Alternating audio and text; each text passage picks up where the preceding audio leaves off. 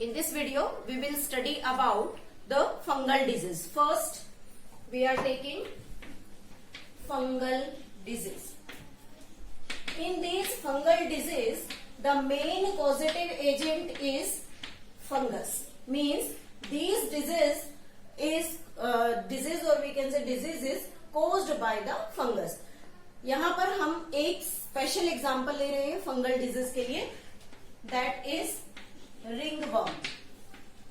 Ringworm पहले ऐसा माना जाता था कि जो स्केली लेसन बॉडी पर दिखाई देते हैं या एक रिंग लाइक स्ट्रक्चर बॉडी पर रिंगवर्म के इन्फेक्शन में जो बनता है, तो peoples think about that some type of worms are there which present in this scaly lesion. लेकिन ऐसा नहीं है, इसमें कोई भी वर्म प्रेजेंट नहीं होता. This disease is caused by only the fungus. तो यहाँ पर जो रिंगवर्म है, it is also known as the fungal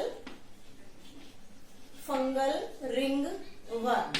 इसे फंगल रिंगवर्म का नाम दिया जाता है. लेकिन वर्म होने का मतलब यहाँ पर किसी वर्म से नहीं है कि कोई वर्म इस डिजीज को कोज करता है.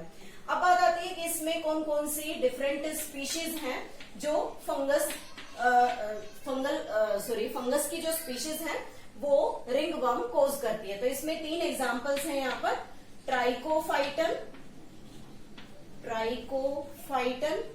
Second is epidermophyton and third is माइकोस्पोरम.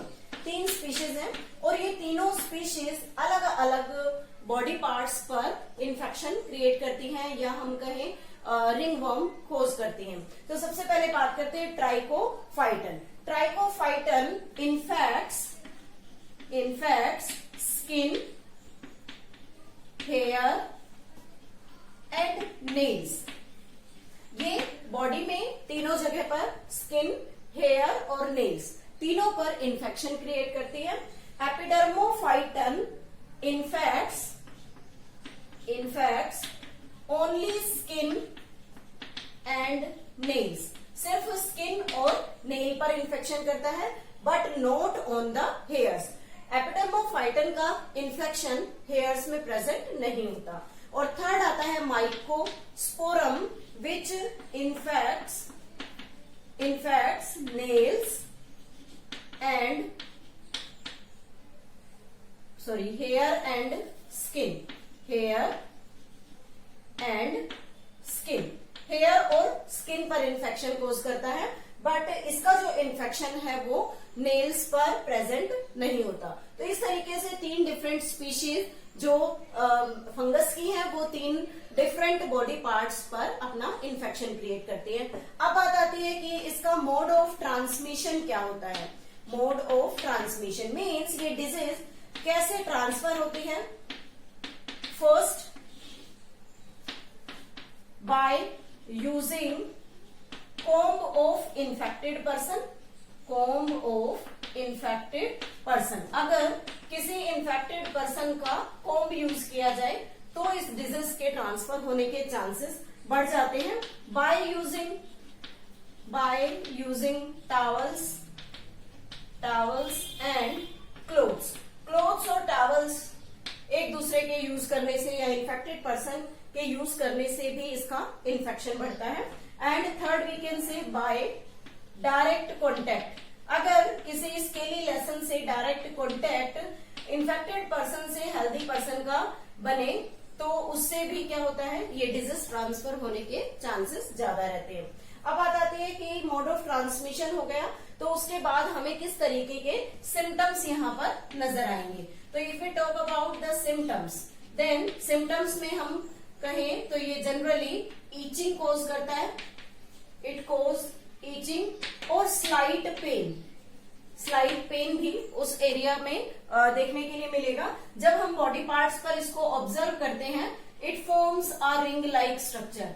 ये रिंग लाइक स्केली लेसन बना हुआ होता है किसी भी बॉडी पार्ट पर और यहाँ पर छोटे छोटे रैशेस निकले हुए होते हैं. इस तरीके का फंगल इन्फेक्शन बॉडी पार्ट्स पर देखा जा सकता है. Now what about the treatment of the disease. When we talk about the treatment, then treatment done by using anti fungal drug. Anti fungal drug कोई भी हो सकती है, हम इसे ओरली भी ले सकते हैं और टॉपिकली भी यूज कर सकते हैं। It can be taken orally and topically. Topically means जो स्केली लेसन है उसके ऊपर किसी भी ट्रीटमेंट का करना या दवाई का लगाना, और orally means some tablets are used for eradication of this fungal disease. So this is all about the fungal disorder that is caused by the Trichophyton, Epidermophyton and Mycosporum, 3 different species, and which infect the different areas of our body. Mode of transmission by sharing the things, clothes, object with the infected person. And symptoms में etching और pen. Generally इस fungus की जो growth है वो body parts पर कहाँ और किस एरिया में होती है? It is grown at the area where warm condition is there और मॉइस्ट कंडीशन, मीन्स वार्म और मॉइस्ट प्लेसेस पर इस फंगस की ग्रोथ ज्यादा से ज्यादा देखी जा सकती है। So this is all about the fungal disease. Now we are taking here the next is the protozoan disease. Let me start with the protozoan disease.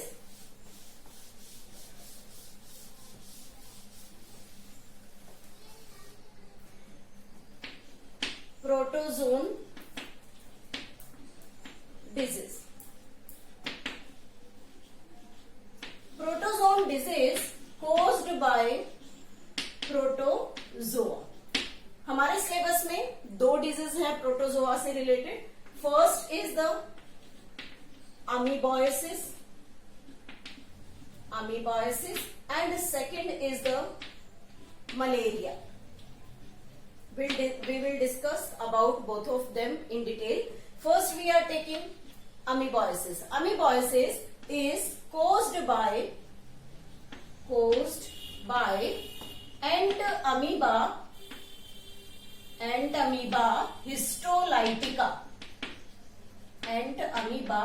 histolytica.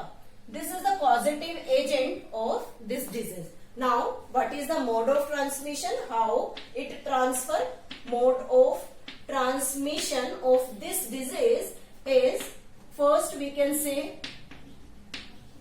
fecal oral route. Second, we can say vectors like flies and cockroaches. जो क्या करते हैं? हमारे food substance को contaminate करते हैं। तो this is the mode of transmission. Now next one, what are the symptoms of the disease?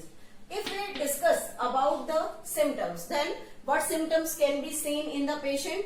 First, abdominal pain is there, abdominal pain, as well as we can say that mucus with blood clots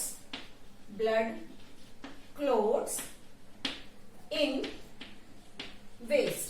human waste जो है उसके अंदर mucus के साथ साथ blood clots का दिखाई देना या ऑब्जर्व करना एंटामीबा हिस्टोलाइटिका का मेन प्रेजेंस हम बॉडी में इंडिकेट कर सकते हैं। और इसके लिए अगर हम बात करें तो ये किस तरीके से बॉडी में इन्फेक्शन क्रिएट करता है? जब हमारा फूड सब्सटेंस कंटामिनेट है, कंटामिनेटेड फूड अगर हम बॉडी के अंदर ले रहे हैं तो वो कंटामिनेटेड फूड जब स्टमक में पहुंच रहा है तो इस कंटामिनेटेड फूड में बेसिकली क्या प्रेजेंट है? Cyst of Entamoeba histolytica. Cyst means एक ये कह सकते हैं हम एग्स हैं जिसके ऊपर एक टफ कवरिंग बनी हुई है, that is named as the cyst. Entamoeba histolytica के सिस्ट कंटामिनेटेड फूड में प्रेजेंट है, जो कि फीकल ओरल रूट या हम कहें तो फ्लाइज और कॉकरोचेस की हेल्प से हमारे फूड के अंदर एंटर कर चुके हैं। When we eat this food then this cyst enters into the stomach. When we talk about the stomach we say that there is present the HCl and HCl is very strong in its pH, लेकिन इस strong pH का इस cyst wall के ऊपर कोई effect नहीं होता। ये HCl इस सिस्ट वॉल को ब्रेक नहीं कर सकती, तो we can say that can not break cyst wall, cyst wall को ये ब्रेक नहीं करेगा। अब रिजल्ट क्या होगा कि यहां से जो सिस्ट है वो as it is small intestine में एंटर कर जाती है, और जब ये स्मॉल इंटेस्टाइन में यहाँ एंटर करेगी तो स्मॉल इंटेस्टाइन का इंपॉर्टेंट एंजाइम ट्रिप्सिन, जो कहां से रिलीज होता है, पैंक्रियाटिक जूस से, इस ट्रिप्सिन का इफेक्ट सिस्ट वॉल के ऊपर देखा जाता है, और सिस्ट की जो हार्ड वॉल होती है इसका यहाँ पर आकर डाइजेशन हो जाता है, और जैसे ही इसका डाइजेशन होगा सिस्ट में प्रेजेंट जो लिविंग ऑर्गेनिज्म था, एंटामीबा की जो life, we can say life जो इसमें एग्जिस्ट कर रही थी, वो स्मॉल इंटेस्टाइन में रिलीज होगी और वहां वो अपनी ग्रोथ कंटिन्यू करना स्टार्ट कर देती है, which results into the increase in the number of Entamoeba histolytica, जो एंटामीबा हिस्टोलाइटिका के नंबर को यहाँ इंक्रीज कर देगा, और इसलिए जो सीवियर इन्फेक्शन है वो हमेशा स्मॉल इंटेस्टाइन के अंदर ही देखा जाता है, और धीरे धीरे ये एंटामीबा हिस्टोलाइटिका स्मॉल इंटेस्टाइन की वॉल लेयर्स को डैमेज करना स्टार्ट कर देता है, जिसका रिजल्ट क्या होगा, म्यूकस और ब्लड क्लोट्स ह्यूमन वेस्ट में दिखाई देते हैं। That is very much problematic disease. तो इस डिजीज में बेसिकली सिम्टम्स में हमने 2 सिम्टम्स देखे हैं। अब बात आती है कि इसका हम ट्रीटमेंट कैसे कर सकते हैं। तो when we talk about the treatment of this disease, then treatment can be done by using the drug named as tinidazole. इस ड्रग को यूज करके हम इस डिजीज को ट्रीट कर सकते हैं। So this is all about the disease amoebiasis. In the next video we will discuss about this malaria disease, because this disease is very much elaborated in our syllabus, including the life history of the malarial parasite.